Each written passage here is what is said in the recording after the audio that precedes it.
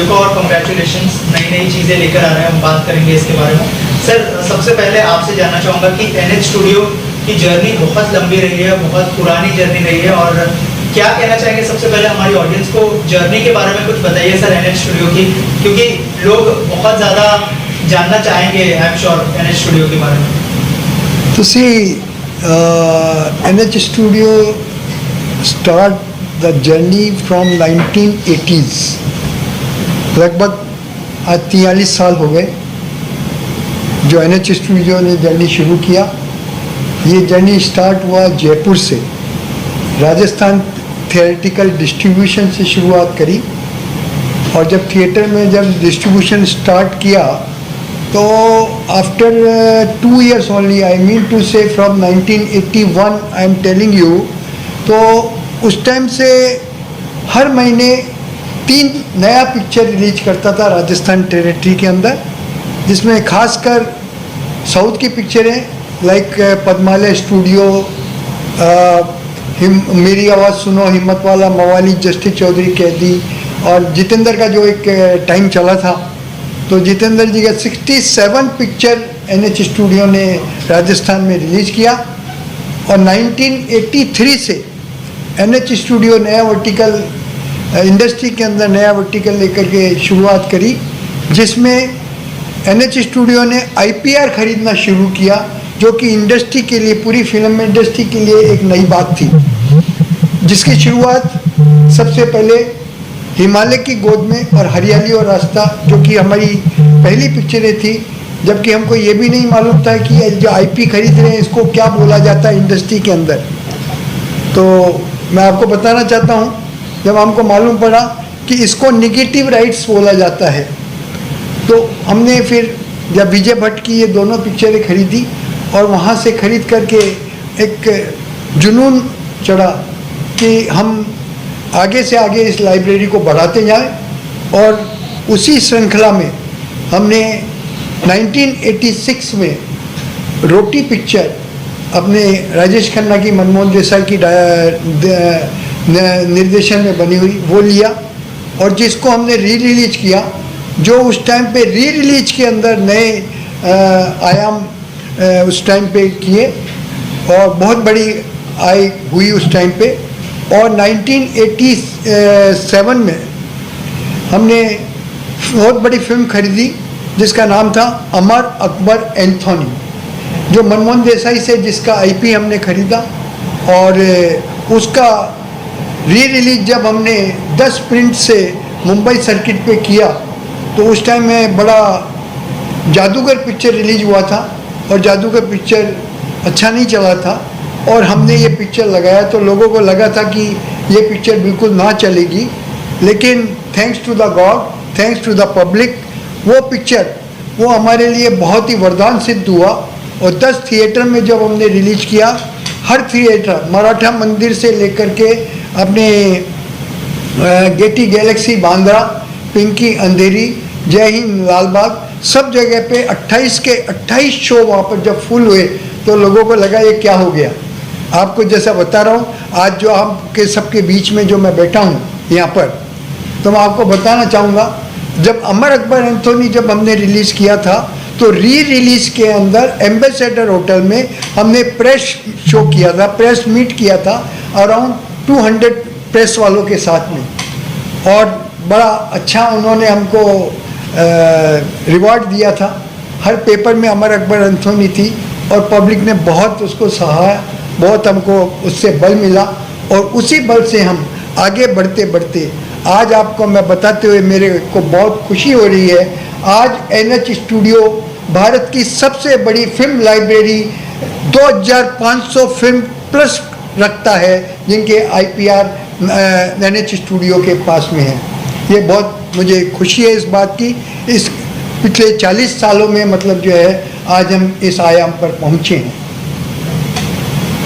Sir इसके अलावा DD जो कि हमारे देश का सबसे बड़ा और सबसे पुराना चैनल है, उसको रिवाइव करने जा रहा है NH स्टूडियो। सर क्या कहना चाहेंगे उसके बारे में, कुछ बताइए सर। दूरदर्शन के साथ में मैंने 97, 98, 99 में बहुत काम किए, उस टाइम पर हम लोगों ने, मुझे याद है, जो फ्राइडे को जो रात को जो फिल्म्स आती थी और सैटरडे को जो शाम को प्राइम टाइम पे जो फिल्म्स आती थी, एक नए आयाम पर पहुंचाया था, मुझे याद है।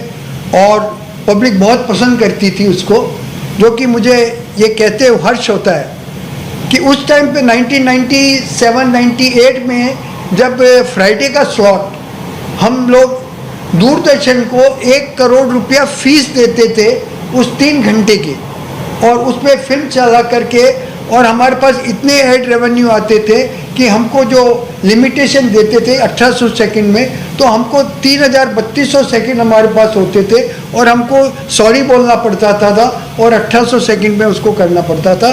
बड़ा सक्सेसफुली दूरदर्शन को हमने चलाया है। और जब उसके बाद में जब ये कोविड का पीरियड आया तो उसमें फिल्में दूरदर्शन पे दिखाना बंद कर दिया था, और तो हमको बड़ा दिल से वो लगा, क्यों नहीं ये फिल्में वापस से लाई जाए, क्यों नहीं रिवाइव किया जाए, क्यों हर भारतवासी को ये फिल्में देखने का मौका मिले। तो हमने दूरदर्शन से जाकर के रिक्वेस्ट करी, बात करी कि हमारे को ये स्लॉट यहाँ पर हमको फिल्म चलाने के कुछ स्लॉट हमको दिए जाए, ताकि हम पूरे भारतवर्ष में हर पब्लिक के पास पहुँच करके उनका पारिवारिक मनोरंजन कर सकें। और उसमें हम कामयाब हुए। तो पिछले कुछ समय से हम लोग दूरदर्शन पे दोपहर के 1 बजे से 4 बजे तक हिंदी फीचर फिल्म दिखाते हैं, हर रोज़ दिखा रहे हैं। और जिसका जीआरपी एकदम 0 था, उसको उस जीआरपी को काफ़ी हद तक हम ऊपर लेकर के आ गए। ये एक बहुत बड़ी खुशी की बात है।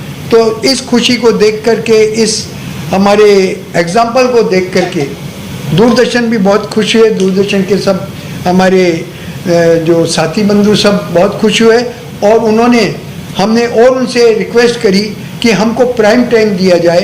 तो फिर प्राइम टाइम पे उन्होंने हमको एक नाम रखा जिसका फंडू फीचर फिल्म्स। फ्राइडे को रात को 9 बजे से हम फीचर फिल्म दिखाना शुरू किए हैं, और ब्लॉकबस्टर फिल्म्स, बड़े बड़े मनोरंजन फिल्म्स उसमें दिखा रहे हैं। और सैटरडे को 8 बजे हम फीचर फिल्म्स दिखा रहे हैं। हमारी दिली इच्छा है कि भारत के परिवार पे जन जन पर तक पहुँचे, और उनके जो पूरे भारतवासी जो अपने व्यस्तता अपने कार्यक्रम में रहते हैं, उस व्यस्तम कार्यक्रम से समय निकाल करके कुछ मनोरंजन को भी अपने साथ लाएं, और अपना जो टेंस फ्री जो टेंस में जो जी रहे हैं वो टेंस फ्री होए। और यही हमारी कामना है कि हर भारतवासी इसमें हमारा साथ देंगे और हम उनका साथ दें। तो दोस्तों, मैं मेरी 2 बात और इसमें ऐड करना चाहूँगा। मैं सबसे पहले धन्यवाद देना चाहूँगा प्रसार भारती सीईओ गौरव द्विवेदी जी को, कंचन जी को और दिनेश प्रताप सिंह जी को, जिन्होंने हमें ये जिम्मेदारी दी और हम पर भरोसा जिताया, जिसके लिए हमने शुरू किया डीडी नेशनल पर देश का चैनल, देश का अपना चैनल एनएच स्टूडियो की तरफ से हर रोज़ दिन के 1 बजे आपकी पसंदीदा फिल्म दिखा रहे हैं। और फ्राइडे को फंडू फीचर फिल्म में शुक्रवार को रात को 9 बजे और शनिवार को रात को 8 बजे ब्लॉकबस्टर फिल्म्स दिखा रहे हैं। आप सब अपने परिवार के साथ में बैठ कर के ये फिल्में दिखें। और आपको ऐड करना चाहूँगा मैं, एक बहुत बड़ी जिम्मेदारी जो हमको मिली है वो है रंगोली, जो आप रोज़ अभी भी देख रहे हैं। सुबह रविवार को सुबह 8 बजे से 9 बजे आप देख रहे हैं। इसका नए लुक में नए तरीके से इस रंगोली का कार्यक्रम हम लोग बना रहे हैं, जिसका प्रोडक्शन चालू है और जल्दी ही आपके सामने नए रूप में नए तरीके से रंगोली आपका मनोरंजन करेगी, आपका मनोरंजन का साधन बनेगी। ये मानते हैं सर आप? इसके बाद में जो है सर तो इस एनएच स्टूडियो की जो आगे की जवाबदारी जिम्मेदारी जो मैं सौंप रहा हूँ, वो मेरे पुत्र अपने श्रेयांश हिरावत यहाँ पर बैठे हैं, ये आपको उसके बारे में बताएंगे। यहाँ से क्या क्या विजन है, सबसे पहले वो बताइए, क्योंकि लेगेसी बहुत बड़ी है, तो आई एम श्योर बहुत रिस्पॉन्सिबिलिटी भी होंगी आपके ऊपर, अगर कुछ शेयर करना चाहें आप इस बार। सो जैसे हमने अभी जाना सीखा, हमारी लाइब्रेरी इतनी अच्छी खासी लाइब्रेरी है जो इंडिया की सबसे बड़ी लाइब्रेरी है। हमारे ऊपर ये रिस्पॉन्सिबिलिटी कि इस हिंदी फिल्म्स को या इंडियन सिनेमा को जितने ईजीएस्ट वे में जितने लोगों तक पहुंचाया जा सके वो हम टारगेट करते हैं। इसलिए हम साल में जितने इंटरनेशनल एग्जीबिशंस होते हैं, जैसे Cannes film festival, MIPCOM, MIP TV, American film market या वियतनाम, टोक्यो, बुदापेस्ट जैसे जितनी कंट्रीज़ में इंटरनेशनल ट्रेड फेयर्स होते हैं उसमें पार्टिसिपेट करते हैं, बूथ लगाते हैं, हमारी मूवीज शोकेस करते हैं और कोशिश करते हैं जितने बाहर के networks, TV channels, Indian audiences हैं वहाँ पे हम पहुँचे। आज की नए जनरेशन में जो OTT का नया वेव आया है उसको भी हम अच्छी तरीके से टच करते हैं। Any new OTT which comes up in India, we are the first ones to license them films, be it your Jio TV to as new as maybe a Plexigo. We are always in the front runners to license them films as to reach the Indian audiences as much as possible. We also operate our social media network on which we have our own channels, which has a very vast base of 35 million users across 33 channels, where we are almost clocking about 50 million hours of consumption. जैसे हिरावत जी ने कहा, 1997 में, 98 में DD was one of the top leading networks, and for some reasons it didn't catch up to the glory it was. Lot of new channels had come in after that, Z, Star, Sony, but DD थोड़ा background में चला गया.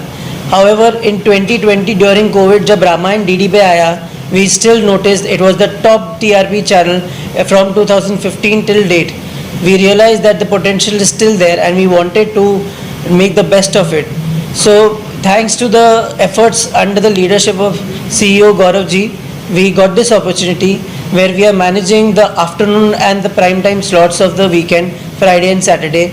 We are trying to showcase the best of Indian cinema there, right from your Sholay to your latest films, as latest as your Once Upon a Time in Mumbai, Once Upon a Time in Mumbai Dobara, and a lot of other feature films.